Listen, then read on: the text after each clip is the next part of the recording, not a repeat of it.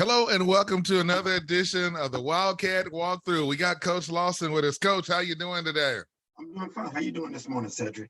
I'm doing great. I'm excited, and it's so much to talk about. But first, before we talk about your opponent on this week, which is the ODY Chaparrals, let's recap the game that took place at Ponder against the Lions. I mean, was that probably the longest game you coached or close to it? Yeah, that's one of. I mean, that was one of the longest, man. That was one of the longest ones. And you guys had to get prepared. And you at the field house, at least, I mean, y'all probably, what time did y'all leave to get out there? What did y'all have to do to get prepared for that? What you mean as far as for the game? Or? No, I mean, just for a day like that on a Friday to get your staff ready to make the drive and be out there. Yeah, I'm gonna tell you what really helped was that Friday we was out of school, so it was really an in-service day, so the kids didn't have to report. So they kind of came in early, so that really helped a great deal. If that would have been a regular work day, as far as for teacher, regular school day, then that would have been something pretty hard to deal with because of the stipulation getting there on time, having time enough to warm up, feed the kids, and all of those things. So that would have been really a hard situation. So. And you know what? And speaking of speeding the kids, I don't know if you heard about it, what happened down in Florida A&M. They've been a lot of deal. But I want to say thank you to every last one of the volunteers and everybody that makes it prepared, because you got to have a team to take care of the men and the trainers. Yes, and you're correct. That's a big part of it. Asking those kids to go out there and perform like that, and asking their bodies to do some things, at the best of their ability. So you got to have fuel in that body. So that's one thing, and I'm grateful that I do have parents. I have people from the community to just step in and just say, "Hey, coach, what week you want us to feed the kids and things like that." And pretty much that's what I do. I just alternate the days. I say, "Hey, I got such and such. Class of '81 have stepped in. Class of '87." I got some friends that, played in the league and things like that, have donated money. So that makes it a lot easier when they'll just be like, okay, I can just give them a week, say, hey, man, we got to take care of this week for me. And they'll definitely step in and do that. So that makes it a lot easier. Yes, and I just wanted to say that because I see all those things, and I just want everybody to know we appreciate you. Now I'm going to shift and say something, because when I was in the stands, man, let me tell you something. That Wildcat band with Mr. Bonner, he don't play.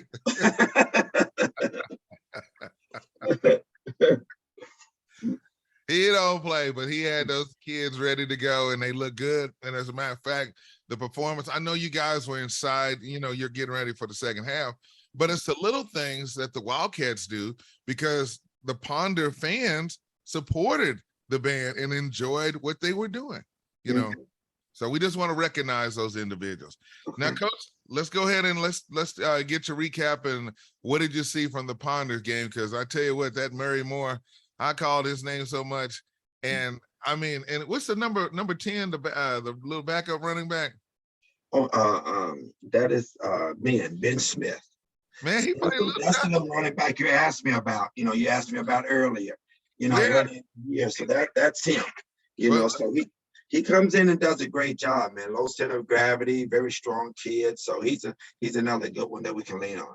Well, let's hear about what your comments of the recap of the game, Coach. Go right ahead. Okay, well, that was a big game for us to get into, and it was an experience game for us to go out. I like going to those small towns and things like that. But then when you look at it, and it's about 80% of his players were seniors. So you kind of look at it and be like, okay, what you getting yourself into? But we kind of looked at it, and you could see that they was on the same page, on their accord, because we had an opportunity to win that game, and they just wouldn't be denied. So I tell the kids, they was playing for something big, and we're just kind of playing the game, but they playing for something bigger. So that was a big growing process. We went in that battle, and we went, we was down early. We came back and made it a game, took the lead, and had a shot to win it, and that's really all you can ask for. We had a shot to win it. We didn't take advantage of it, and I just talked with the kids. We had a chance, and we had the opportunity. And look at us, we squandered that opportunity off, and how do we grow from that? Yeah, but one thing I can say, by paying off going to the gym in the weight rooms, you saw it on the field because your line was able to move them.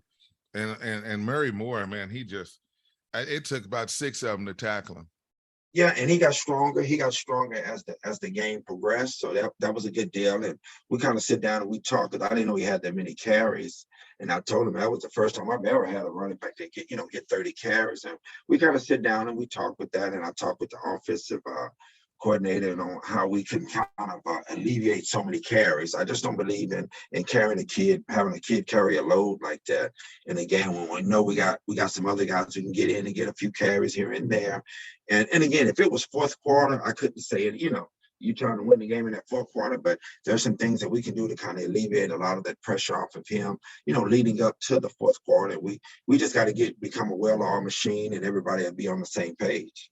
Well, their coaches, it was a coach's son for that team that was the quarterback. And I know he was all over the place and he had a pretty good sized line that was protect him. Yeah. I did see that Mills and some of your other guys was able back there to kind of rattle him up a little bit. Yeah, like I said, that was a very experienced team. And when we think we had them, we get them third and long. And they was able to calculate because the quarterback had good feet. He just kind of run around and he knew the points where his receivers was going to be. And they knew, hey, let me just go sit in the soft spot of this zone and just sit there and he will make sure you get the ball to him. But that's a well-coached team. They did a great job, By the way, what about the special teams? I think they played much better this time. Did they give up one kickoff return? Is that what they gave up one? And again, that was just a lapse in focus and concentration because we had a couple of guys we had to talk to on that. I mean, we did well, throughout, and then we had that we had just mentioned it in the huddle before they went out. We had just scored and. We were like, okay, if we could just hold them here, we can kind of set the tide on the game. If they did score, we wanted to make them have to work to score. And we just had a kind of just slacking focus. And they got a big run back. They kind of put us right back in the hole. Yeah, I did. But I saw how it's like before they came back out after they, it was touchdowns going back and forth. You guys had them focused to make sure that they were able to get down there and stay on their lanes and get down there. Yeah. So I saw some great things coming out of the special teams. Okay. Yeah. Now let's talk about number 2. Let's talk about ODOM, man. This dude, what do you, as his coach, what does he do to amaze you sometime? You know what I mean? Well, it's, been knowing ODOM since he was in middle school. And I've always told him, I said, man, now you're one of the greatest athletes around here. You're one of the best athletes in the city. And, kids are kind of look at you because he's just able to do some things that are just natural. And you just keep telling him. And I think now it's finally starting to sink in where, we tell him, hey, if this is your route, and this is, you got to get to that point. He's able to do some things in his routes that that amazing, especially for a high school kid. I wouldn't want to be a DB trying to hold him because he can basically just do it all. He can run, he can jump, and then he got, real loose hips where he can kind of give you any kind of fake and things like that to get where he needs to be. So when you have guys like that, ball control, ball skills, all of those things, he got them. And it's just natural. He's a basketball kid. It's just natural. Yeah, and I would say this, in the second half, they was double covering him the whole time. Yeah, you're going to have to. And if we really needed to throw it over there, we knew we could. But Gene was having such a good game. You'd think, okay, we'll get ready to get the ball over there to ODOM. But then you think about it, at that time, Gene done scored. So you just rather than going to the next series. But no, that's a good combination. And he's working hard. He's doing great things. And what about number 4, Brighton Woodard? He's coming around. He made some good decisions, made some good throws. He threw an interception at the end of the game, which I told him, man, don't worry about that. You're trying to make a play. And we just learned from it. Now I'm getting him to where he's trying to make that play, and he's smart enough to know when he do wrong, we just correct that and keep moving. So now we get him to go ahead and let his receivers do the work. So he just going to get better. All right. Now let's talk about our opponent for this Friday night at 7:00. The ODY Chaparrals. Coach, I got the phone call the other day. They called me from Channel 8 and they said, hey, don't you do Dunbar? I said, yep. Well, we're going to be in the press box. And so when you heard the word that Channel 8 is coming to cover the game, what went through your mind? Oh, that's a big game, and it's great for the kids. It's great for the kids to get some acknowledgement for us and ODY, ODY chaparrals. But it's great for that to happen, to get some notoriety to Fort Worth ISD, get notoriety to Dunbar, get notoriety to ODY. So it's great to have the kids out there and get to play, get to see some things that they see happen out in the suburbs. So it's a great opportunity for them. What did the kids say when they heard about it? Or they was happy, they surprised. Now I just got to keep them kind of toned down till we walk out down that field. It's still a game. We still go out there and do what we got to do. But just let them feel it a little bit. We had practice early this morning, talked about it a little bit. We just let them know it's just a normal game. So let's just go out there and perform to the best of our ability, and everything else will take care of itself. And you know what? You said something about early in the morning. I was just talking to my good friend Carlos Lynn over at Cedar Hill. They got South Lake Carroll this week, and man, everybody's been talking about North Texas football. They said Alito's down. Well, we know why they down. I ain't gonna say it, but yeah, we already know. But I'm just saying that we have to say this because it's time for these schools from Fort Worth ISD to get the same recognition, and I'm happy for you. So we're gonna be there. The game's at 7:00. Y'all are on the home side this time, right? Yes, sir. We are home. We're home this week. So tell me about Coach Zach's Chris team. What's going on with them? What you got to be? And again, they're undefeated. They got a lot of their guys back. They got definitely their quarterback. He's a real guy. They got a little shifty running back. So I think again, we're playing another good quarterback. We have to minimize breakdown in our coverages. We have to make them work down the field. We know they'll nickel you and dime you. We know they'll do that, but they're ODYs on the team. They want to go. They want a big play. And we got to make sure that we take that out of there and just make them have to work down the field. If we can get them to work down the field, we may get them to kind of slip up here and there. We got to make a big play on turnovers and stuff like that, interceptions or whatever. But it's gonna be a big game, because I know they're gearing up to stop Gene and put somebody over there on ODOM, and we got to make sure the secondary straight and turn our guys loose to try to get out to that quarterback, put a little heat on the quarterback. Well, they know each other well, because let me think now. Forest Oak Middle School, Morning Star Middle School, and you have Dunbar Middle School. Jack A. What's the other school? Dunbar Middle. They changed the name to Jack A. And they all play together, so they know each other very well. We're not far apart from each other, so they know each other very well, because our boundaries, they snuggle right up against each other. So you got some kids over here that's going there, and some kids over there that goes here. So they're kind of crossing those lines. So they know each other, but they really, if you're not awful careful, they know each other better than the coaches know. Yeah. Well, I'm going to say this, and I got to say hello to the Chris family, because being up in that press box, this will be the first time we have the game without having Daddy. And we're actually we're going to do a commemorative coin toss in honor of Daddy Chris, Willie Chris. So we'll be doing that at the pregame. We'll actually give out a gift to the parents, so they'll be doing that for the coin toss. Yeah, and we had to talk about, because it's all respect, but it just there were times that we didn't even play the game against each other. Yeah, we're mad about that. Yes. So we try to, and that was one thing about Zach and myself. We always were like, well, we got to change. We were always trying to keep that game going, so he would always say, hey man, we'll try to match up early in the year or year before. If we don't get a chance to play each other, depending on us being, we're 4A and they 5A, but we're depending on the district and how we was coming out. We say, hey man, let's see if we can fit in the game. So we're just trying to keep that memory going, the history of that going, because I knew that I know all the Christians very well. I know Zach and Anthony very well. They actually play with my older brother, and then Daddy Chris coached both of my oldest brothers, and I knew him very well, because when I was going through high school, he was one of those that always talked, and I knew recruiters, if somebody was looking for an athlete or something like that, he would send them over to Dunbar to make sure that they looked at me. So I knew him very well. And it's just a little small story about the dad.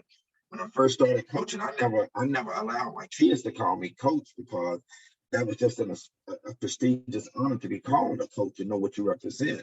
And I remember I got back and I was talking to his dad and something, and his dad called me a coach, and I kind of looked at him and I told the kids, and I said, you know what?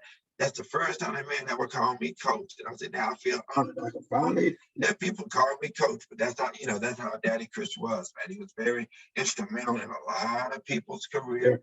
He let you know what was going on. He was just a straight shooter. He'll let you know what's going on, what you need to do, and keep it moving.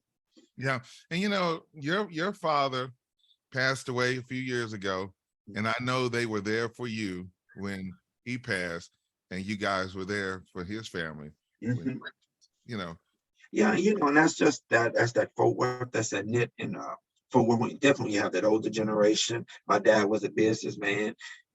Daddy Chris, they made sure that they supported the business and the community and stuff like that. So I knew them very well. Our family knows each other, and that was just across the board. So when you hear about people talking about going to Dunbar and going to things, his kids went to Dunbar. So you talk about going to Dunbar and things like that, it represents something. People think that Deion is doing such a unique thing, but that's been going on for a long time. It just hadn't been put out in the press, and that was something that we was brought up on. People saying HBCU, but I went through an all-black middle school and an all-black high school, and then went off to school. And what they prepared me for the endure in the real world. And then when I left University of Utah, I went to graduate school. I went to Tennessee State. It was a point to get back to an HBCU because I understood the meaning and the things that go along with that. Speaking of Deion, man, I watched that Orange Blossom Classic. Man, they put it on him. Yeah. But man, what he's done down there, to see them come out the tunnel and the excitement, it gives our kids a chance that they want to go somewhere. And then that's the impact of Dunbar and ODY. I hear him always say Chap Cat or something like that. So yeah. It's it's amazing but I think what Dan is, he's bringing that attention to JSU, but all the HBCUs, but they're bringing an energy, they're bringing something that cannot be duplicated, and for once America has to realize there's a difference. Yeah, you're right about that. And it's hard to duplicate. And it's not financial. It's not financial. People can say, oh, we can go get this. Oh man, they got a nice distance. But that's something that cannot be duplicated. I mean, even being at Dunbar game, when that band come in there with them drums, there's a different beat. There's a different feel for it. And I mean, it's like, and I tell some of the kids here, I still remember growing up, and Scott, which was the band director, our band was practicing at 6 a.m. every morning, and you were here throughout the neighborhood. So, that's just something that can't be duplicated, but it's just something that our people need to understand. People need to understand the feeling that you get. Yeah. Well, Coach, we want to say thank you. It's just a great feeling. Just want to say thank you so much. And of course, you'll be off next week, but are you going to take the kids to the Arlington Showdown, by the way?